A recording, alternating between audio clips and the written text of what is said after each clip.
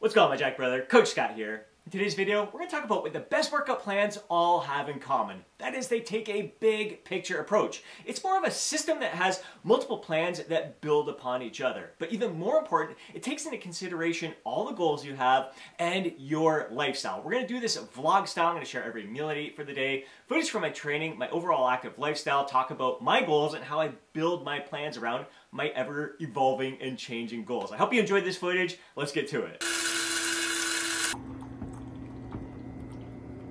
I begin my day as always waking up just after 5:30 a.m. No alarm clock needed. That is my natural wake time. I got an incredible night's sleep. Just about 8.5 hours of solid sleep. So I am feeling amped up for an incredibly productive day. Began the day with 90 minutes of deep, productive work while sipping on 2 cups of coffee with a little bit of unsweetened vanilla cashew milk. Now it is time for my breakfast shake. I have this each and every day. 1 cup of homemade kefir, 1 cup of unsweetened vanilla cashew milk, an assload of spinach, a banana, and a scoop of protein powder along with my supplementation here. Now I want to talk about my goals, and I am aiming to continue improving my physique and my overall well-being in every way possible, continuing to strive for my genetic muscular potential. After 10 months of building so far this year, I am up almost 6 pounds. I like to think some of that is muscle. I'm still feeling incredibly lean. I think I'm looking a little bit thicker, so we'll see. I'm not sure when I'm going to do a mini cut to get rid of any of the fat that I've gained during this process. I don't feel like I need to do it really anytime soon. We'll see how the holidays treat me there, but definitely feeling great in that regards. Also looking to improve my mobility, my flexibility, my cardiovascular conditioning, circulatory health, and just live my life to the fullest while building a successful coaching business. So the big thing is time. How do you fit that all in? And that's what this video is all about. I'm going to share my thought process and what goes into the planning to work in the workouts, the yoga, the cardio, and just the adventures, like living my life to the fullest while building a business at the same time. I work hard, play hard. So let's dive into it all right now. I absolutely love these morning walks, my furry homie Chiefy dog. They fill me with an incredible sense of gratitude, peace, tranquility. So really great for my overall stress management, great for active recovery, especially for my legs there. It's also great for circulatory health and my cardiovascular conditioning. Although I do like to, I find it doesn't challenge it enough, which is why I need to work in some other cardiovascular activities. During the warmer months, I will push myself out on the paddleboard, get out for bike rides, go to the track with my daughter, do some sprints there, do some hill sprints with her. During the winter months, I play hockey once a week, and so that really, it's a competitive, fast-paced league, so definitely gets me sucking wind at times out there. It's kind of like interval training there. I'll do some, lately I've been doing some jump rope at home, and I do enjoy getting on the stair climber at the gym or the stationary bike. But again, like for cardio, I do try to tie in make it a social outing, whether it's hockey, whether it's getting together with my daughter, whether it's getting out with friends on the bike and doing different activities like that to really push myself, but make it something fun, something enjoyable, really getting the most out of life and this overall adventure. So I do try to push my cardiovascular conditioning at least 3 times a week, and the days that I'm not doing some of that more intense, like either low intensity or moderate intensity cardio there, I'll get out for 2 walks with Chief. So we'll do both a morning and an evening walk there, and I experience some great benefits from all of that together. And again, it's all about living my life to the fullest and improving my overall health and well-being. I'm about to head out the door for a slow flow hot yoga class, which is incredible for improving our mobility and flexibility. I'm 26 classes in and can't believe how much mine has already improved. For example, the sleeping hero pose, you've got your knees spread out, your toes are together here. When I first started, like, this was as low as I could go, just reaching my hands back behind me. Then I got down to my forearms here, and then I got down to my head being on a block here. And the goal is you want to keep your shins down on the ground, so your knees should be down, feeling a stretch through the hip flexors and the core here, and just allowing yourself to kind of sink down into this pose. And definitely in the hot yoga class, I can just melt into that pose. Usually we do it towards the end of class when I'm nice and loose and limber here. and really just sinking right down into the pose here. Ideally, I'm going to get my head off this block and down onto the ground here. So this is feeling absolutely incredible. I began, like, my first classes were the yin yoga classes there at Moto Yoga Studio. They were held in the evening time, so it was great for me. I was used to my evening wind down routine when I started practicing yoga here at home, just watching some YouTube videos. So that was fantastic. Then I switched off to, not switched, but started incorporating some Moto Yoga into my practices, which was, it really brought about an awareness of any kind of weaknesses and muscle imbalances I have. Certain poses, whether it's the eagle pose, the dancer's pose, the tree pose, really noticing that a lot of my weight shifts to the outer aspect of my feet, and so which steers a lot of attention to my outer thighs here. I have weakness in my inner thighs. So really, through these 26 classes, I have learned to improve upon my balance. So I'm now engaging the inner thighs a lot more and just shifting my weight appropriately, and definitely noticing a huge difference. Then I started incorporating Moto Flow, which really exposed some weaknesses in certain positions. For example, the dolphin pose, where you get down on your forearms are close together, you're in a downward dog position, and you start bringing your toes in closer together.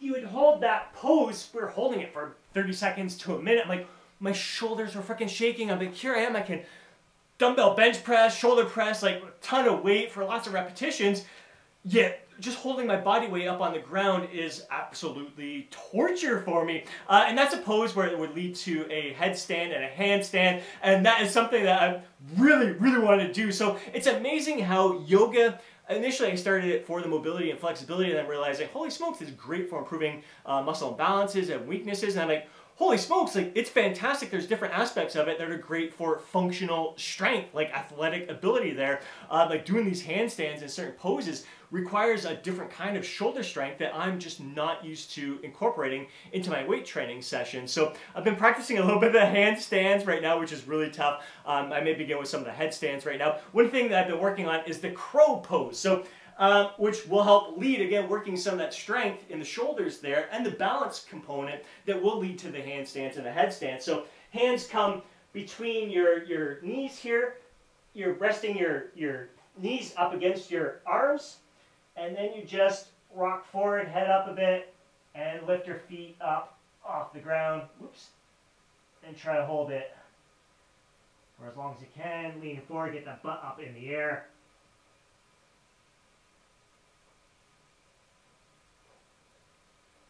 So really excited to improve upon that, and really realizing like how tight I really am. Like, I'm a lot tighter than I thought I was, a lot more weaknesses and muscle balances than I thought I had. So really realizing if I want to take my workouts to the next level, I need to start incorporating more yoga into my overall lifestyle. So it's a bit of give and take right now, but thinking big picture here, thinking long-term mobility, functionality, I've just been able to get the most out of life in addition to enhancing my workouts and all that stuff. So really looking forward to this class right now.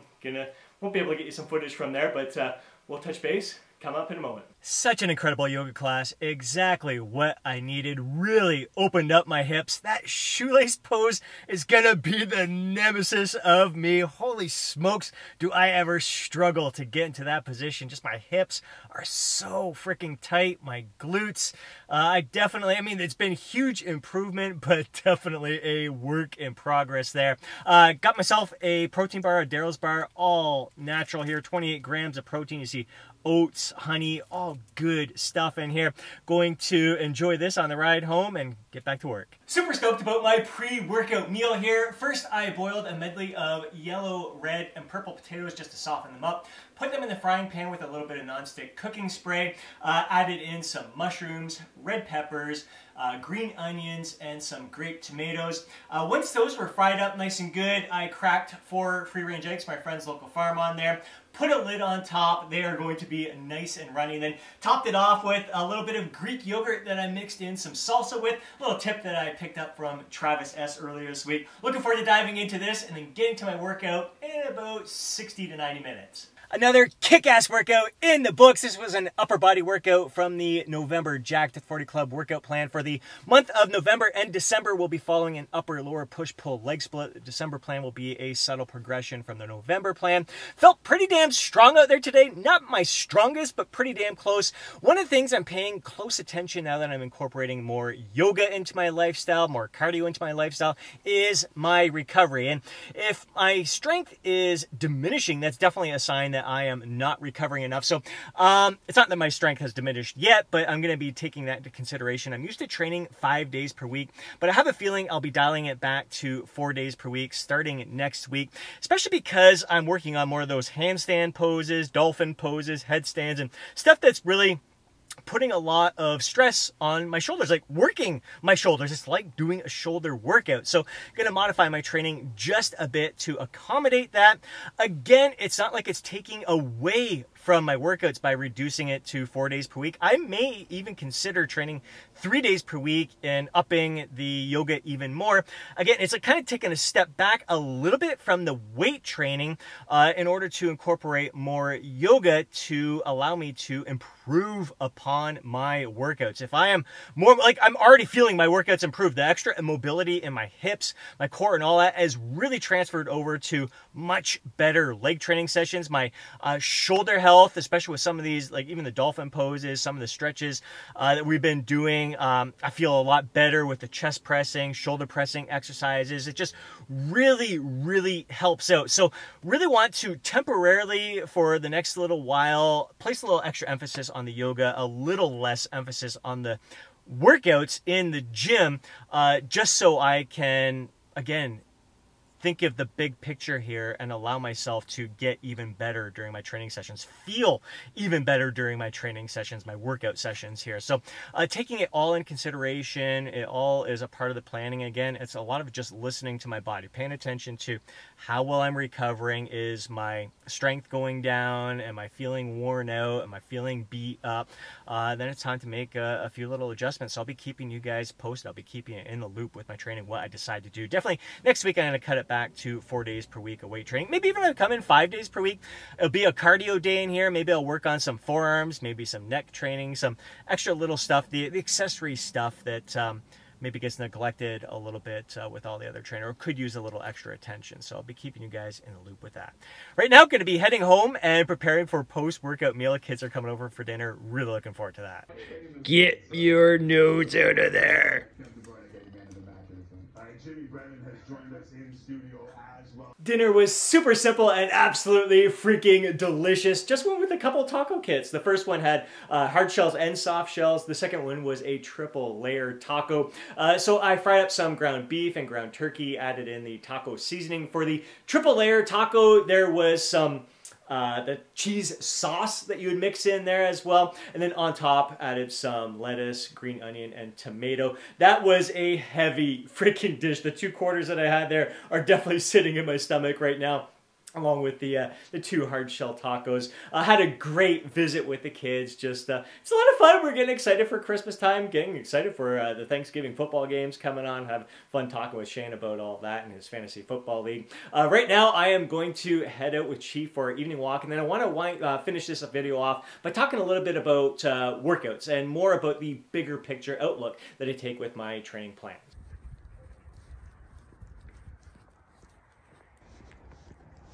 Chief Dog and I are winding down for the night. I didn't do any cardio today, so Chief got in his second walk. It's a gorgeous evening out there, and again, just ending my day with an incredible sense of gratitude, peace, and tranquility. Now onto the workouts. The way I like to take a big picture approach, I like to keep some of the movements the same each and every month and just try to progress on them. Although, like, at this stage of the game, 34 years of lifting, 47 years young, strength gains are really difficult to come by. I have made some progress recently, especially since I started taking Tomcat Alley and Sistanch together. Earlier it was Fedosia Aggressors with Tomcat Alley.